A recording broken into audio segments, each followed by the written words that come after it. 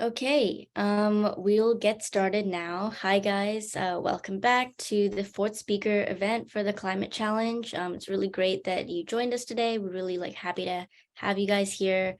I'm sure by now you know what the climate challenge is and what the SCT innovation program is. So I'm not gonna go over that again, but I would like to introduce Shelly here from Interplant. It's really great to have you with us, Shelly. I'll let you continue to introduce yourself. Thank you, Tara. So I'm Shelly Aronov. I'm the founder CEO of Interplant. We are a company that creates crops that can communicate what they need. Let's see, I guess I can just share just a few slides.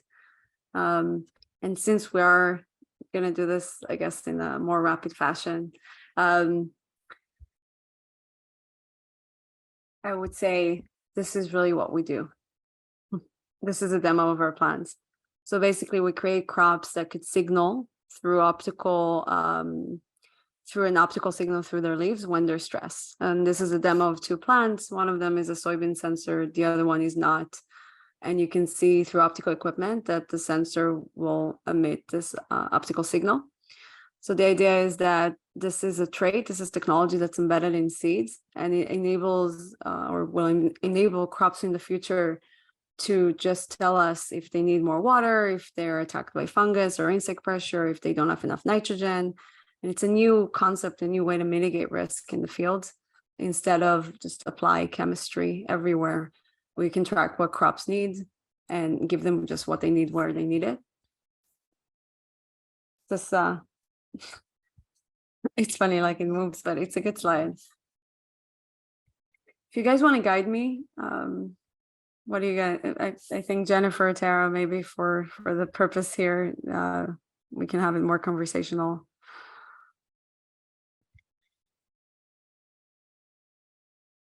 Yeah, I'll jump in. So we have two participants, and I'm not sure if I'm going to pronounce your names right, Priya and Lois. So since we have a small group, I thought maybe we could actually make this a little bit more of a conversation. Shelly gave like a little bit of an overview of what Interplant does, but we can, Shelly, maybe go over, a few more of the slides to give them more context to the company. And then Lois and Priya, maybe you can talk about a little bit about what your interest in climate is, and we can have a little bit more of a conversation. How does that sound? Lois and Priya, do you have any, can you unmute yourself and let us know what you think? Yeah, that sounds pretty good. I have to leave a bit early, like at around 7:10, but I'm happy to like participate in the discussion until then. Okay, perfect. That sounds great. Priya, does that work for you as well? I think she's not connecting to the audio. Oh yeah, no, she isn't. Okay, well, so Shelly, maybe you can go through maybe like your early slides in the deck, just to give a little bit more background on Interplant, and we can talk about your what we discussed earlier, just in regards to business plan and how that's aligned with impact, and then we can maybe have a little bit more of a conversation. Here, maybe I'll just pull up a couple of our main deck slides. So I think if we do these few, it will probably give the story. 1 second.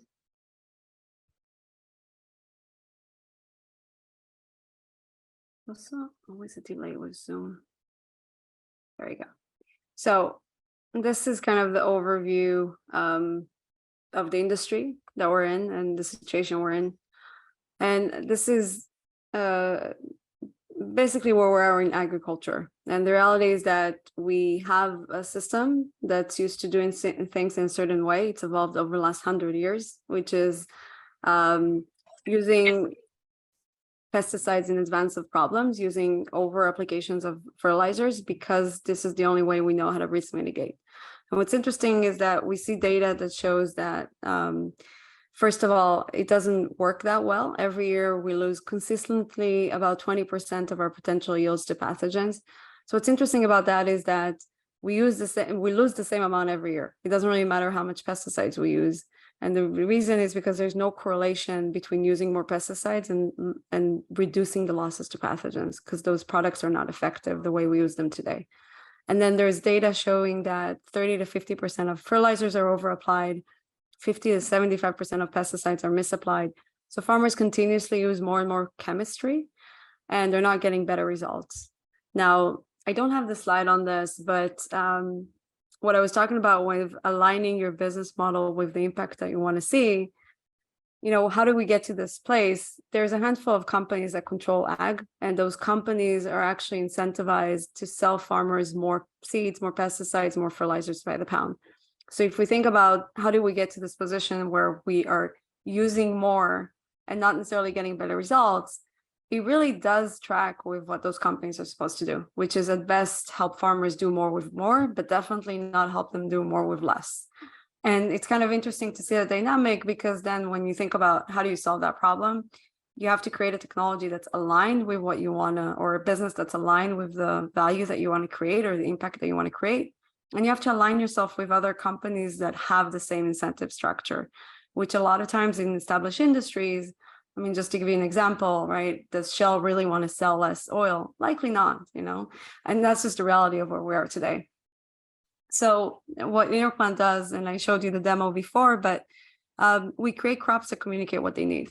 We do this by making biosensor traits, or we create technology that's embedded in seeds that enables plants to communicate what it is that they're feeling. And we look at the things that farmers are interested in, which is basically fungus, insects, nitrogen at a high level.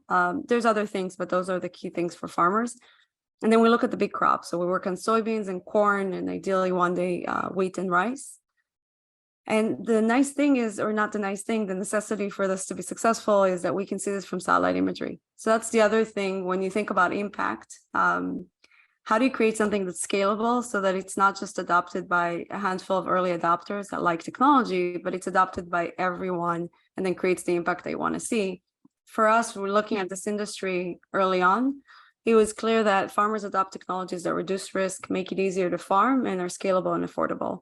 And anything in the middle is probably going to get some interest, but will never become mainstream. So that's why we kind of aligned everything. It's got to be baked into the seed. So when the farmers plant seeds, we harvest data. They don't have to do anything different. They don't have to change their operation. And then the data has to be collected from satellites, because satellites is the only scalable solution that is really going to cover 5,000 acres, 10,000 acres, 100,000 acres of farmland, which is some of the sizes of the farms that we're looking at.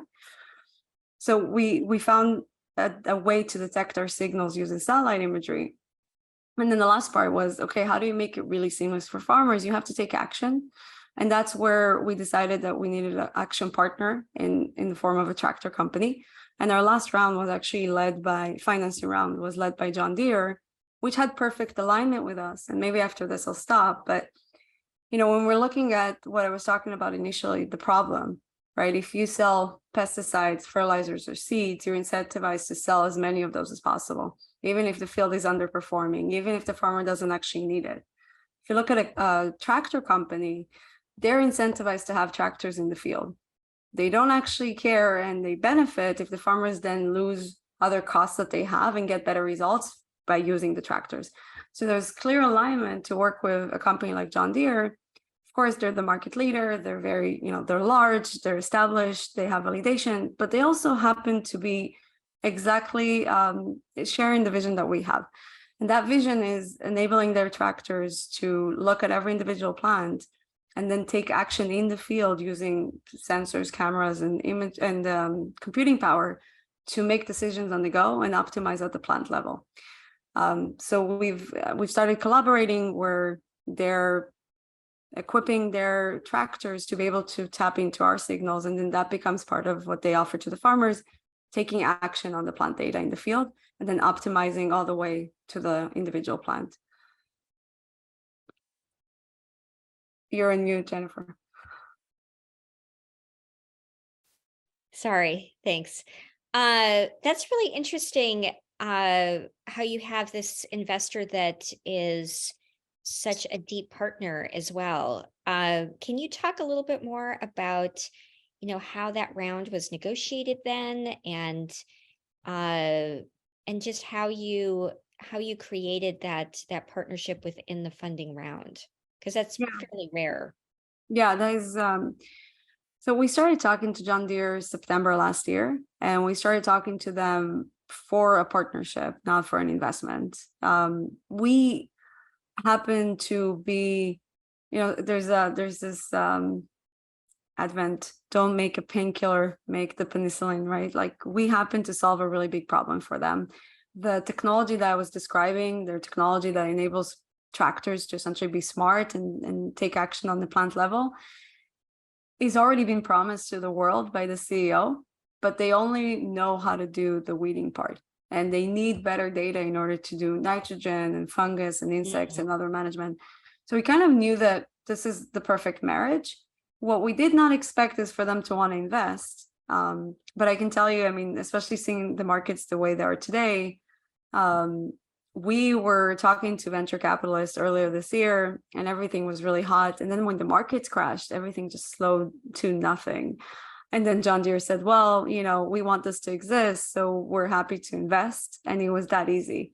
Now, it was that easy because there was deep alignment between the two companies, because we spent about 6 to 9 months at that point building the relationship, introducing them to the technology. They came to visit us a few times. There was a lot of buildup. But at the end of the day, they decided to invest because they want this to exist. I think that's important, because when you bring in strategic, and I don't actually see them as strategic, but if someone's building a business and they get money from someone in their industry, there's usually this like, okay, they're strategic investors, so what's their plan for you? If we were to take money from a company like Bayer or Corteva, one of the big agrochemicals, that would be, to me, a misalignment, not just on the business models, but also on like, where is this going to go? Do they really want us to succeed and compete with their core business? Or is there a different incentive, right? With John Deere, it was kind of the perfect storm, because they want us to succeed because they want the technology to exist, and they don't usually do financing rounds. They actually don't have that much interest in the VC world. They just have interest in developing technologies that they need personally. So they don't have a corporate venture capital fund. They just invested directly from the company. Yeah. And I think that's very important, by the way, because corporate VCs, again, this weird misalignment, right? They tend to invest separate from the company. A lot of times the company doesn't have a direct champion into the deal. And what you need, like what the students need to understand is, at the end of the day, once you start taking money from someone in your industry, you're immediately associated with them. And then the next question becomes, are they serious about you? Are they really developing additional, are they investing continuously in the company, or is this something they did on the side and they don't really care about it that much? And that's where I think the corporate VCs many times do not do the right thing, because they maybe are doing the investment, but they're not finding that core partner within the company to then push it forward. So it's something to pay attention to when you take money from a corporate VC. Right. So I'm going to take a step back here for a second, because since this speaker series is revolving around the climate challenge with the SCT Fellow Program, what we're trying to do is sorry. Maybe Lois has a question, but yeah. Lois, do you have a question? Lois. Well, yeah, Shelly. Wait, sorry, am I interrupting? Go ahead, Lo. Okay. All right. Yeah, I had a question because I learned from a documentary that tractors aren't very sustainable when it comes to the health of the soil. So were you able to take that into account when partnering with the company? And do you know if they have like any they're doing anything about that aspect of it? Of soil compaction, it's really Yeah. Let's put it this way: in the list of things that are problematic in ag, it's very, very low on the list. So I mean, I think in general the industry will likely move into autonomous tractors, and the next thing to do is to make them smaller. The reason they kept getting larger is because the driver was an issue, right? There's not enough people, and so I think that's the direction it's going to go for various reasons. Sustainability is part of that, but we don't necessarily have much to add there. It's not so much connected to what we do. Thank you. Sure. Thanks for that question, Lois. So where I was going with my question is, Shelley, if maybe you could talk a little bit about how you came to found Interplant. You know, what was sort of your trajectory in creating this company, and then also talk about, you know, what you think is needed in this particular industry at the stage we're at right now, because I think that might give some insights and ideas to the students as they think about what they want to be doing for the climate challenge. Yeah. So here, I can probably share all of that in 1 or 2 slides. But so my advice is, when you go and you start a company, find the vulnerabilities in the industry, find have an insight that is uniquely yours, and is data driven, that people just don't see, and then leverage that in order to build something and essentially take advantage of that insight. This is something that to me was clear, and the reason is I didn't come from ag. I just knew nothing about this industry when I got started. I came across the concept of biosensors through a professor at a university at Tel Aviv, and I thought, wow, this is really intuitive, and if it works, it probably has an application. And then I went and I became an expert, which, I mean, if we do the math, you can probably become an expert in the industry in 2 years. And then you have 2 advantages. You know a lot if you do the work, and you don't know the stuff you shouldn't know. You never have those, well, this is how we've always done it, so this is how it's always going to be a problem. Now, I did study a lot, so you got to educate yourself, and it's not just, you know, reading materials online, looking at data, talking to experts, networking, talking to customers. You have to go really, really deep to understand your industry, and then take a step back and think about where is it going. So this is my summary of where agriculture is going, where it's failing, and what's going to happen. And it all comes down to essentially a couple of things. So we've had a few big innovations in ag in the last century. The first one was synthetic nitrogen or fertilizers. The second one was pesticides. All these happened kind of between the 40s and the 70s, 80s.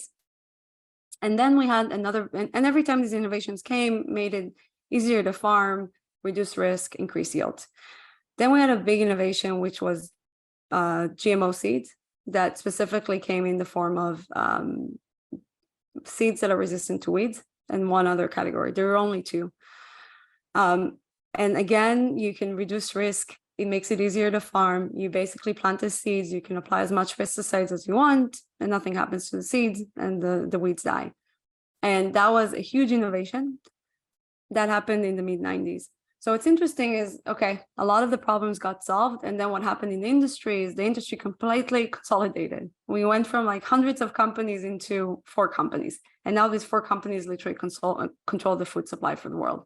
And none of these companies ever made seeds. They were agrochemical companies that happened to buy all the seed companies. But the reason I'm showing you this slide is because this is kind of, everything I told you is incredibly important for the way we farm, even though it's anecdotal for anyone listening to this. But for a farmer, this is the way you live. This is the way you die. Like, this needs to work, but it's failing. And what I mean by that is that because we were using one herbicide and these resistant seeds, nature created resistant weeds very quickly. So in 1996, when they launched this technology, the farmers paid a very low tech fee. They only needed a little bit of herbicides, and they had completely clean fields. Fast forward 25 years, because of the evolution and the resistance, the seeds cost 300% more. Farmers need 15x the amount of pesticides, and there's 500 plus varieties of weeds that are resistant. The technology is failing. And what's happening is, because it's failing, it's creating two things: a big pain point that's coming up in about 10 years, where none of the tools that we have actually work the way they should, but also a massive opportunity to change the structure that exists today, because the companies that are in charge, they don't want to change this because it makes them a lot of money. So if you look at Bayer, which is the company that is really, now they bought Monsanto and they're on top of this agrochemical industry, they're working on a 5-word herbicide tolerant seed. And the reality is that the data shows that that's never going to come to market because it doesn't make sense, because farmers will not pay more for something that works less. So the point is, like, this to me, like, I'm going to start writing papers about this, because it's kind of like if you tell someone in agriculture, well, the 5-word herbicide tolerant seed will never come, it's a shocking statement. But it's also factual. And when you look at the data, it's clear that this is where the industry is going. When you come as an outsider, you don't necessarily see the things that the industry sees, and then you can innovate. So that's like one aspect. And then Jennifer, you're asking about like things that need to be resolved. We over apply nitrogen. We have a huge reliance on chemistry. The companies in charge are incentivized to sell more chemistry by the pound. So even if they claim that they're trying to change the system, they're not trying to. In order to compete, we have to find other ways to make new products as accessible, as easy to use, and as reliable. So the problem with some of the things we're seeing in agriculture, like biologicals and microbials, is that they're not any of those things. They don't have the efficacy of chemistry, they don't have the reliability, and they're much harder to distribute. We need to solve those problems. We need to make shelf-stable products that are going to be better for the environment and work as well and as easy as chemistry. I think there's a ton of problems around environmental incentives in ag. Carbon credits, for example, are a really hot topic. The problem is that there's a lot of fundamental research that's still lacking. And what we see is a lot of carbon accounting versus carbon solutions. And by that, I mean, you know, everything gets moved around and people get paid, but we don't have a clear way to manage and measure if carbon is actually being sequestered. And again, the incentives are not aligned to sequester carbon. The incentives are aligned to create the economics and the accounting, because that's how companies make money. So like fundamentally, we need to have a better understanding of soil health. We need to have a better understanding of the ability to sequester carbon long-term. We need to have alternative green ways to create nitrogen fertilizers, for example, instead of using the traditional methods that are very, very polluting. These are some ideas, you know, and I can probably go on and on and on, but like realistically, except for genetics in weeds that are pretty high quality, I think that everything else, and then the tractors are getting really, really smart. And I think competing with tractor companies is hard because they have not just a market share, but it's also hard to make equipment. But other than that, we're pretty much seeing like every aspect of agriculture is going to go through a revolution, because we're doing things inefficiently and we're using products that are bad for the environment and the soil. And at the end of the day, that's the asset that we're working with that's degrading. You're on mute. Do you think drones will be used in farming? Yeah, that's funny. We were just talking about it today. No, I don't, mostly because the unit economics don't add up. So if you think about the value of using a drone versus the cost of it, it just doesn't make sense. And then it will go one or two directions, like up, because satellites are continuously getting better and the pixel size is getting smaller. The reality is that they can compete with a drone and without the cost limitation of a drone. Plus, they don't require the pilot or all of the stuff that you need today. That's actually really cumbersome. And on the other hand, you have the equipment, right? So if we're moving towards equipment that's autonomous and can get smaller and go through the field and do more passes, that's a better way for farmers to then apply products in the field than a drone, which again is just too high cost. Like there's a lot of structural problems. The battery life is too short, the payload is too light, you still need eye of sight, you can't do swarm technologies. It just adds up. So it's one of those technologies that I can answer that. It's one of those technologies that people think are cool, and then they get some early adoption, but then you don't see a lot of scaling for the reasons that we talked about before. The way it works is when a plant is being attacked, it reacts to protect itself, and those reactions happen early and specific, but they happen on the molecular level. So for example, if a plant is eaten by bugs, it's going to start producing a compound in its leaves to make it taste bad. If it doesn't have enough nitrogen, it immobilizes its roots to collect nitrogen better from the soil. Those are all changes that happen on the DNA level. We track those, or we essentially tell the plant, when you're reacting to the stress, start producing a new protein, and that protein creates optical equipment, the optical signal. So then we can create different optical signals connected to different stressors. And we look specifically for things that are early and for specific stressors, so they're not general.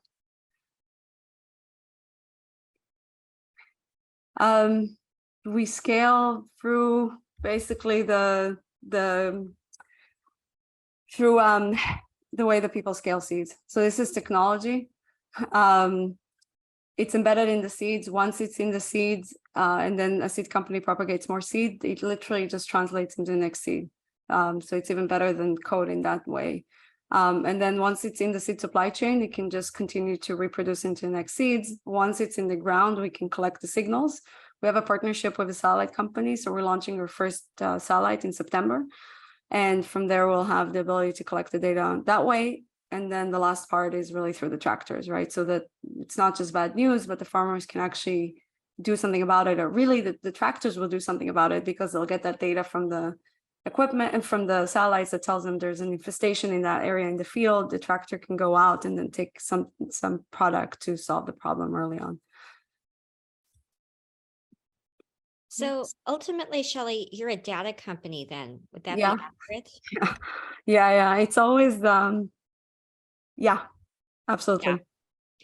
So I just want to point that out because we're talking about agriculture and seeds and all of the infrastructure around that. But the solution that Interplant and Shelley is scaling is ultimately a data solution. And so that's something that our students are very good at. And so I just want to point that out, because as you're looking at ideas and solutions within particular categories, data is the key part in this particular scenario. Yeah. I mean, one of the things that's interesting is we do all this work to essentially create this new data set, right? But then once the data set is there, here I'll show just one slide on that. Then it becomes a platform technology where every new actor that joins can then leverage it and provide more value to the farmers.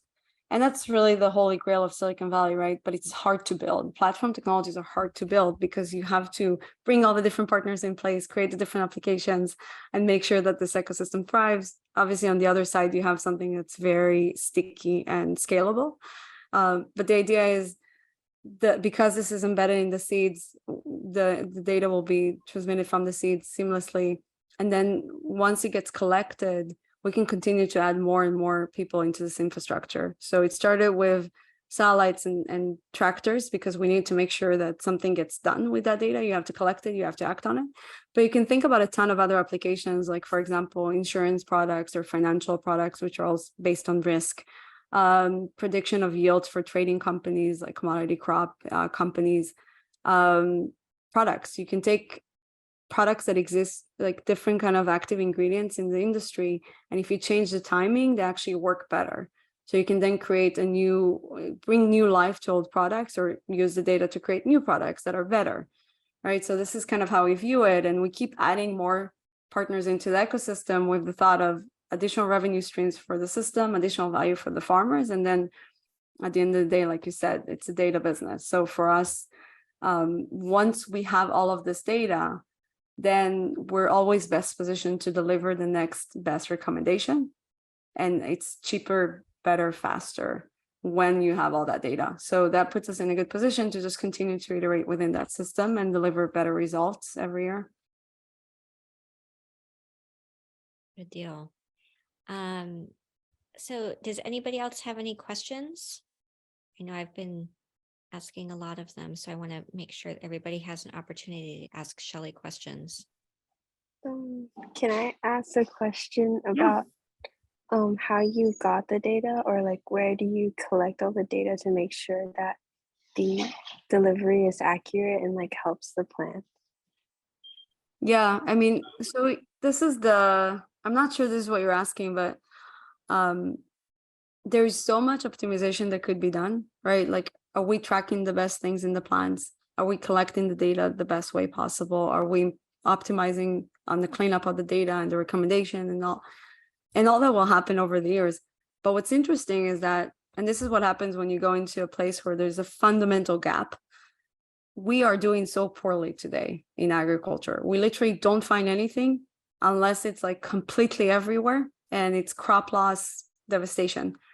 So the gap is really broad. And even in early days, if we can just find it in after a week, it's still 2 weeks earlier than we would otherwise find it, right? Or maybe never. So it gives us a really big gap to work from, and then optimize and optimize and optimize, and eventually everything's going to work way, way better.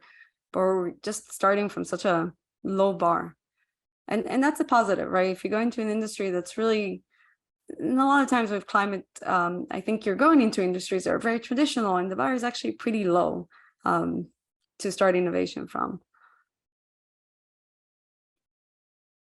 You know, hopefully the climate company agree. I don't know, or the traditional industry agrees, but. So I'm curious on the data, Shelley. So I know that, this data is to help the farmer, but considering the amount of data that you are going to be collecting across different farms in different parts of the world, are you also tracking climate changes from an aggregate perspective to see what trends are happening in the climate? Yeah, I like that question, Jennifer. I rarely get it, but it's from day one. We always assume that when we have enough data, and that's going to take years, but when we have enough data, there's got to be a lot of correlation between how plants are getting stressed and the climate changes and trends, right? So if you take the weather data and then you compound it with the plant data, I think that we'll probably find out some really good predictive tools to understand how things are moving and how, essentially how climate change is happening. It's hard to say because it's going to take a lot of work. And even then, like, who knows how much of this is really programmable, but there's got to be a lot of connection because the plants are getting stressed because of the way that the environment is acting. Right. So, and maybe I missed this, but when you see that a plant is stressed, what is the response for the plant? And I'm thinking about, what's happening in some of the coral areas where scientists are trying to create coral that can deal with the climate change. So is the idea to also create different plants that can deal with the climate change? No, so we avoid making resistant plants, and that's different than what you described. But if you make a plant that's resistant to a problem, we kind of know where that story ends. That's what I was trying to explain before. Yeah. So I think the key to agriculture or any kind of biological system is actually diversity. Diversity is what keeps everything at bay. And once we try to standardize everything too much, nature doesn't like it. And we as people love it, right? Because if you're making a chemical and it costs you $500 million or $3 billion, you want to use it everywhere as much as possible. I'm not being sarcastic. It's just the unit economics, right? Same, by the way, antibiotics is the perfect example. We found the most amazing drug that we could have found, and then we're abusing it to make profits, but we're not going to find the next one, right? So we're really harming the future for current gains. So similarly with ag, I think the point is the ideal solution is how do you bring back diversity? How do you bring back biodiversity? And one way is using data in order to not kill everything. So I often joke that we're at warfare with weeds because they're easy to see them. It's not that they're that bad, and everything else is, this is where my kids are done with me. Everything else is invisible, so we kill the weeds. So for example, we don't have to kill all the weeds. Sometimes there's stress and it's caused by other things, and data is going to solve that problem. But the other thing is that if you stick to data, going to be a hood. If you stick to data, you enable different farmers to take different actions, and that creates a lot of diversity. So they're going to use different products based on geography, based on their best practices, based on whatever they like doing, right? Which is going to be different. Some farmers are more towards regenerative practices, and some farmers are more into like standardization. That is good for the environment overall. So that's really the focus, is to bring it back to data and essentially digitize crop stress so that we can then leverage the rest of the tools that we have in a better way and not get to what we did previously with weeds, because that's going to happen all over again. And I'll just add one more thing. I get the question of like, well, if you collect enough data, can you predict trends and then you don't need the plants? Possibly, right? But we've been thinking about it a lot. I think the reality is that the problem with environmental or biological systems, especially the environment, is that they change constantly. And this goes back to climate change. We're constantly in changing environments that we are creating realistically, but we cannot control and we cannot model. And there's never going to be enough data because they are constantly changing. This is like the nightmare for someone that's doing data science modeling.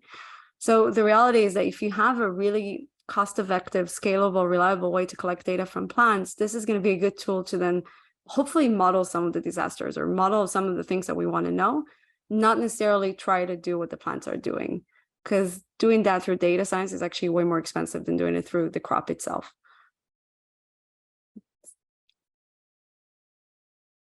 I think we have some questions. Let's see. The challenges in the industry that you see, and on the other hand, is there something that gives you, you know what, I hope that you guys decide to solve some of this problem. So the talk I was giving the other week, and maybe I'll send it to you guys anyways, it's kind of about, everyone's reading about bad news all the time, right? We're inundated with bad news. But the thing is, if you're going to go and start a company, it's a lot of hard work. It takes a lot of time, and you can really solve big problems. So, you know, we can definitely email about this later too, Priya. There's a lot of problems and there's a lot of learning that needs to go into ag. My recommendation is, because it really doesn't matter if you try to solve nitrogen, phosphorus, pesticides, carbon capture, there's quite a lot of problems that we can improve on, but find solutions that are actually unit economic positive, business model positive, scalable. Find something that's going to be on 95% of acres and not on 5% of acres. That to me is usually that's kind of the North Star, is what is something that a lot of farmers will use and not just a handful of farmers will use. Because you don't want to create something amazing and then it's not scalable. And that impact is never actually achieved because it was never scalable. And that's, I think, where a lot of people kind of get it wrong. So this is like the one slide we have, which is, like, to me, one of the biggest challenges we have is getting farmers off the pesticide treadmill. They got on it by mistake for a lot of promises, and now they're stuck on it. And the problem is that it's so much risk to not use the pesticides that they just continue to do it because it's a manageable system. So then the question is, how do we take a huge chunk of farmers off the pesticide treadmill? And the answer is, you got to eliminate risk in a different way. You have to make it easy for them to use different systems without additional risk, without additional work, without additional costs, and then help them essentially do what's better for them and better for the soil. Because it happens to be the same thing. Like, what increases yields is healthy soils, and it happens to be the same thing that we both want, the environment and the farmers. But again, the risk management, the cost, those elements are really critical. So I wouldn't put them at the side note. And I think one other thing that never say you should use this because it's better for the world. That's just not a selling point. You're making products that your customers either want or they don't want for themselves. The impact needs to be a second, second advantage that comes out of it, not necessarily the selling point. That opens up more of a market because you don't have to just, hope that people want to do the right thing. They're going to do what's good for them, and it happens to be good for the world.